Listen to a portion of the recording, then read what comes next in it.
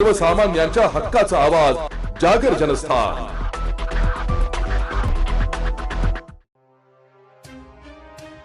नाशिक महानगरपालिका शिक्षण विभागाचा भोंगळ कारभार उघड। सामाजिक सभागृहात मनपाचे 2 वर्ग भरतात, तर त्याच ठिकाणी आजूबाजूला दारूच्या बाटल्या विद्यार्थ्यांना दिसतात। हा प्रकार आहे प्रभाग क्रमांक 8 मधील मनपा शाळा क्रमांक 17 मधील।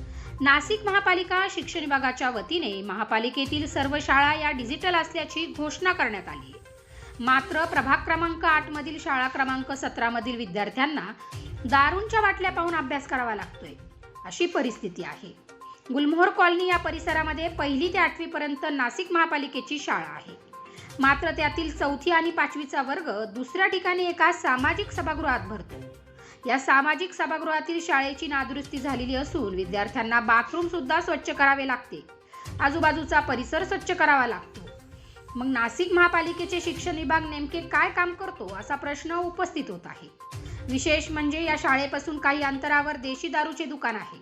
हे दारुडे या दुकानातून दारूच्या बाटल्या आणतात आणि शाळेच्या मोकळ्या परिसरामध्ये दारू पितात आणि बाटल्या फेकतात, असा आरोप सामाजिक कार्यकर्ते व भारतीय जनता पार्टीचे नाशिक शहर चिटणीस महेंद्र शिंदे यांनी केला आहे।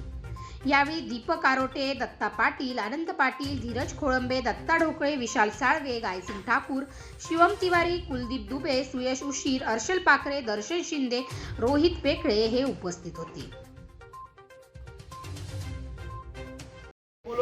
ओपन स्पेस जो आमचा आहे तो डेव्हलपमेंटसाठी मान्य जे सीमाताई हिरे आहेत त्यांना त्या संदर्भात काही आपल्याला ते डेव्हलपमेंट करता येईल का, तर ते बघण्यासाठी आम्ही इथे आलो असता आम्ही बघितलं की बाजूलाच महानगरपालिकेची जी इथं गेल्या 15 वर्षापासून शाळा आहे, तर शाळेतली काही मुलं मागच्या बाथरूममध्ये काही करत होती, ती पाणी घेऊन काही ते स्वच्छ करत होती। तर जाऊन बघितलं तर तिथे लक्षात आलं की ते बाथरूम अक्षरशः वाईट कंडिशनमध्ये आहे, तिथे एवढी दुर्गंधी आहे। आणि त्याचबरोबर शाळेमध्ये आलो, मग शिक्षकांशी बोललो, तिथे लक्षात आलं की बघा इथे ही जी कंडिशन आहे, इथं खिडक्या तुटलेल्या आहे, काही गज बाहेर निघालेला आहे, बेंचेस बॅड कंडिशनमध्ये आहे, त्याचबरोबर इथे लाईटसुद्धा नाही आहे। म्हणजे महानगरपालिकेची जी शाळा आहे ती गेल्या 15 वर्षापासून इथे आहे आणि इथे कुठलीच मुलांना सुविधा नाही, संरक्षण भिंत नाही, वॉल कंपाऊंड नाही, इथे कोणी म्हणजे वॉचमन नाही किंवा मुलांकडे लक्ष ठेवण्यासाठी। आणि त्याचबरोबर इथे बघितलं असेल पुढे ते पाणी पण लिकेज होतं आहे।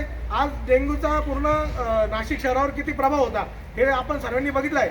आणि इथं जे पाणी लिकेज आहे, इथे जे पाणी लीक होते, ह्या कुठल्या अधिकारी हे करतात त्यांच्यावरती कारवाई झाली पाहिजे।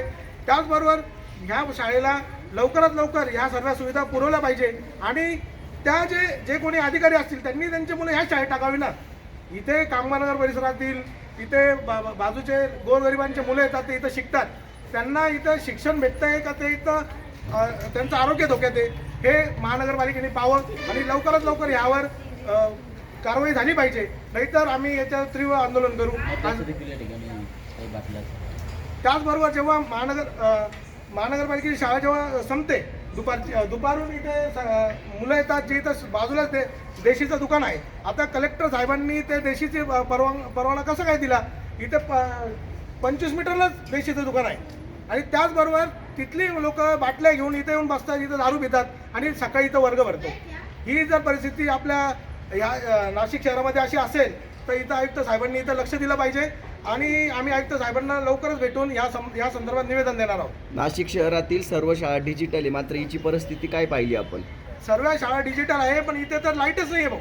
त्या संदर्भात तुम्ही बघितलं असेल तर इथे बेंचेसची कंडिशन एकदम वाईट आहे आणि डिजिटल हा खूप लांबचा विषय आहे।